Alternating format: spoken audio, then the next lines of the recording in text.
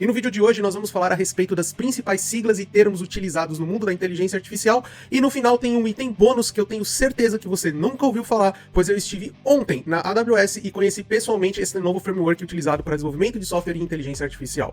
E vamos então começar pelo básico, porque caso você esteja vivendo numa caverna, esteja hibernando e acordou agora, o termo IA, inteligência artificial, nada mais é do que um campo da ciência da computação que ele é dedicado para criar sistemas que simulam o raciocínio humano. E o segundo termo que nós vamos explicar aqui é LLM. Muito se escuta falar, LLM da OpenAI, a LLM da Anthropic, mas o que diabos no final é uma LLM? A tradução é Large Language Model, ou modelo grande de linguagem, se a gente for trazer aqui para o idioma tupiniquim. Basicamente, ele é um modelo de inteligência artificial que foi treinado com enormes quantidades de informação, principalmente textos, para que ele possa gerir e compreender linguagem natural.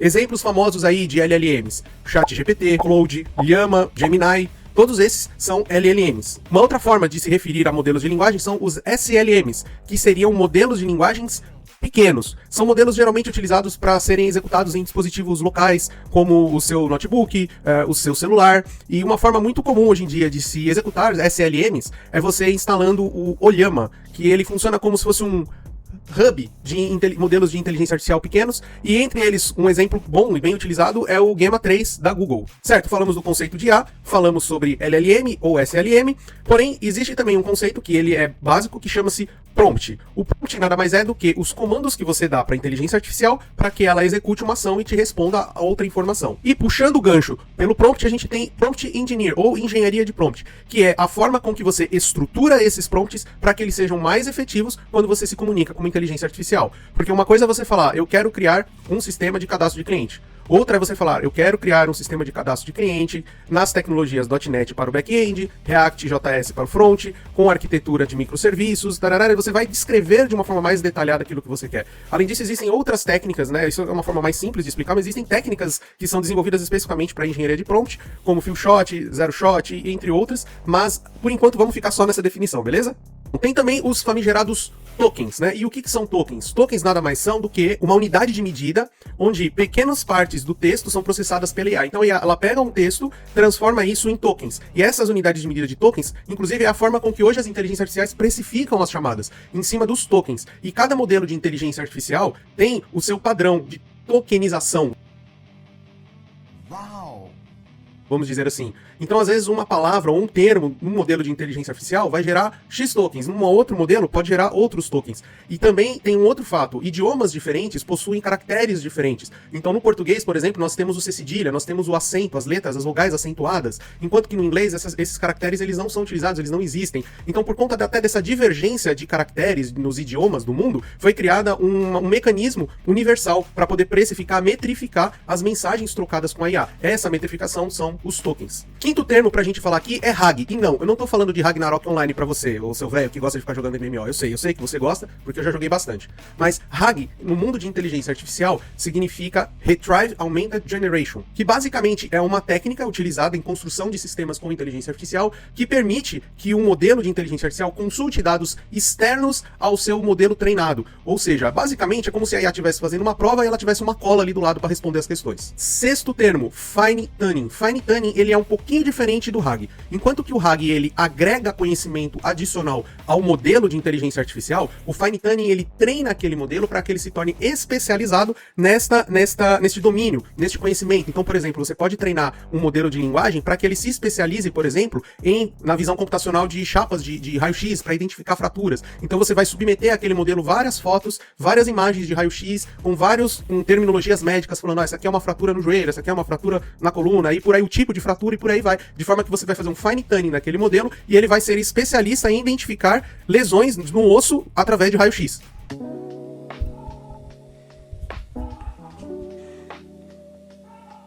Acho que agora a gente pode continuar, né? Sétimo item da lista, AI Agent, ou agente de IA.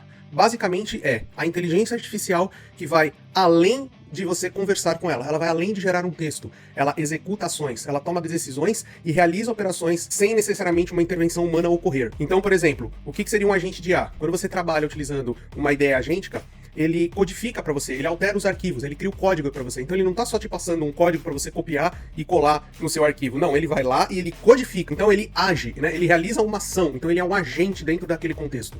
E expandindo um pouco mais esse conceito, a gente tem o conceito de multi-agentes, que nada mais é do que vários agentes de IA dentro de um ecossistema trabalhando em conjunto para determinada função ser realizada. Então você pode ter, por exemplo, um agente orquestrador que identifica a atividade que está sendo executada, qual dos agentes abaixo dele é o especialista naquela atividade, ele pode redirecionar. Esse agente de baixo comunica para o orquestrador, fala, terminei minha função, ele passa para o próximo e assim vai. Então, por exemplo, você pode ter agentes atuando como desenvolvimento de software, numa esteira de desenvolvimento de software. Então você tem um agente orquestrador, vamos chamar ele gerente de projeto, por exemplo, e embaixo dele você tem o PO, que ele vai criar as histórias, um agente de IA que ele vai entender o que ele tem que fazer e vai criar histórias. Depois você vai ter um agente que ele é o desenvolvedor, onde ele vai pegar essas histórias e vai desenvolver. Depois teria, por exemplo, um agente de QA, que vai realizar os testes, e assim vai. Cada agente especializado em uma tarefa. E aí no final você tem o resultado do trabalho de todos aqueles agentes em conjunto.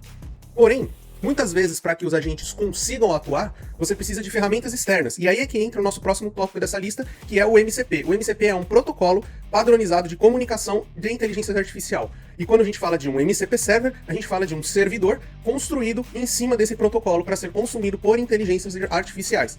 Um exemplo disso, você tem o MCP Server, por exemplo, do Azure DevOps, onde você consegue interagir com o board, mover cards, ler cards, criar PRs, fazer code review, baixar repositórios, você pode interagir basicamente com todo o Azure DevOps, dentro daquilo que o MCP Server deles permite, utilizando inteligência artificial.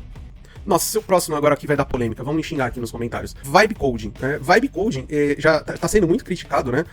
Porém, a gente tem que separar, né, a brincadeira do que realmente qual é a utilidade do Vibe Coding. O Vibe Coding ele não é inútil, tá? Mas basicamente Vibe Coding, o que ele é? É uma abordagem onde o desenvolvedor digita o que ele quer e aí programa. É isso. Sem muito critério, sem muito planejamento, é direto ao ponto. Eu peço, ela faz, ela nem pergunta muito, ela só executa. Se ela fizer errado é porque eu disse errado. E o problema do Vibe Coding não é o Vibe Coding em si, e sim a forma como ele é utilizado. Muitos desenvolvedores acham que é só você pedir que a IA magicamente vai saber construir a sua aplicação. Na verdade, eu nem chamo isso muito de desenvolvedor, né? Tá mais para uns aventureiros aí. Mas o Vibe Coding ele é uma ferramenta boa se você utilizar ela com critério, se você souber o que você tá fazendo e você quer poupar seu tempo. Por exemplo, eu usei Vibe Coding hoje. Eu precisei, por exemplo, renomear uma propriedade de uma entidade que estava escrito, chamava SKU, e o cliente falou, não, eu não quero que chame SKU, eu vou chamar de IAN. Falei, tá bom, então vai chamar IAN, só que eu, com o meu toque, eu não vou deixar na propriedade interna do sistema escrita SKU, ainda mais considerando que é um sistema novo, então tá em produção, não tem problema eu renomear os campos e mudar da forma como eu quiser nesse momento de projeto. E aí eu falei, poxa, eu não vou renomear campo a campo todo o código que tá escrito SKU para IAN, vamos no Vibe Coding. Fui no Vibe Coding e pedi para ele, procura aí todas as entidades que tem um campo SKU, faz um relatório aí, lista aí para mim o que é. Ele listou, aí eu falei, em cima disso altera dessa forma, muda aqui, muda a regra ali, ajusta o filtro, e aí ele foi fazendo. Porque eu sabia onde, né, a dor do sistema onde ia ter a dor, né, onde ia dar impacto dentro do sistema. Para isso serve o Vibe Coding, não para construir um sistema inteiro do zero. E para contrastar com o Vibe Coding, nós temos o SDD, ou Spec Driven Development, que é o queridinho atual de muitos dos desenvolvedores, inclusive meu, para desenvolvimento de software em larga escala, né, em softwares grandes, vamos dizer assim, complexos. Onde você tem basicamente a situação em que você precisa desenvolver, porém você não quer fazer no Vibe Coding, você não quer fazer de qualquer jeito. Então, você cria um planejamento inicial, uma especificação, um spec, para depois desenvolver. É um desenvolvimento orientado à especificação. SDD, onde você especifica e aí depois você desenvolve. E para isso existem ferramentas específicas, IDEs agênticas, que são especialistas nisso. E uma delas, que é a que eu utilizo, é o Kiro. Inclusive, nesse canal aqui tem um vídeo onde eu falo especificamente sobre o Kiro, que se você quiser, você pode clicar aqui em cima e assistir esse vídeo, é muito legal, você não vai sair do vídeo. Pode vir aqui, clica aqui, e o próximo vídeo que você assistir já vai ser o vídeo sobre o Kiro, e você já vai ficar por dentro sobre o uso de SDD utilizando uma IDE agêntica.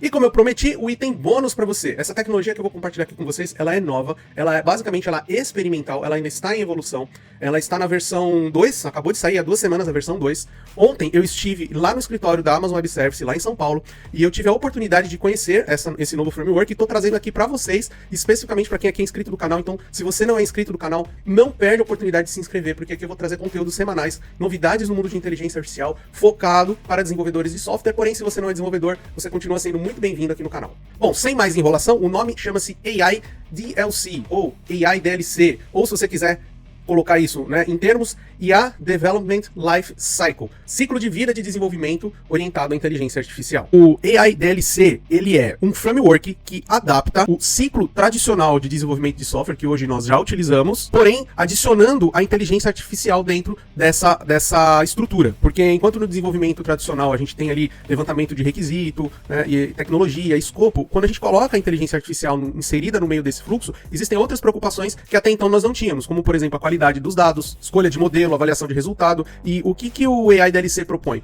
Ele cria como se fosse um passo a passo, onde a IA vai interagindo com você e vai fazendo essas perguntas chaves para que lá no final você chegue com um produto de acordo com as especificações. E a IA DLC, ela não é um framework pro desenvolvedor, ela é um framework para a squad. Então, quem que vai utilizar o AI DLC? O PO, o desenvolvedor, o QA, o PM, todas as figurinhas que fazem parte do projeto vão utilizar a AI DLC em algum momento, em alguma parte. Porque alguns itens do questionário, eles não são pro desenvolvedor, é pra pessoa que vai atuar na infra. Alguns outros itens do questionário são para os colaboradores de cibersegurança. E por aí vai. Então, é um framework que engloba todo o ciclo de vida de um desenvolvimento de software, onde você responde essas questões e vai montar uma documentação bem extensa, bem mais extensa do que o que a gente está acostumado no spec. E o legal é que ela é customizável, através de arquivos de Markdown. Então, você consegue inserir passos adicionais que se enquadram no seu processo e que não existem no framework original. Assim como hoje a gente faz essa mistureba de Scrum com Kanban, a gente mistura e faz o tal do Scrumban, você também pode adaptar o AI DLC para as metodologias da sua empresa. Retirar algum passo que você acha desnecessário, adicionar um novo, você pode mesclar ela com o Spec Driven Development, porque ela em si ela não é o Spec Driven Development, você pode inserir lá no final do processo, quando ele for começar a desenvolver,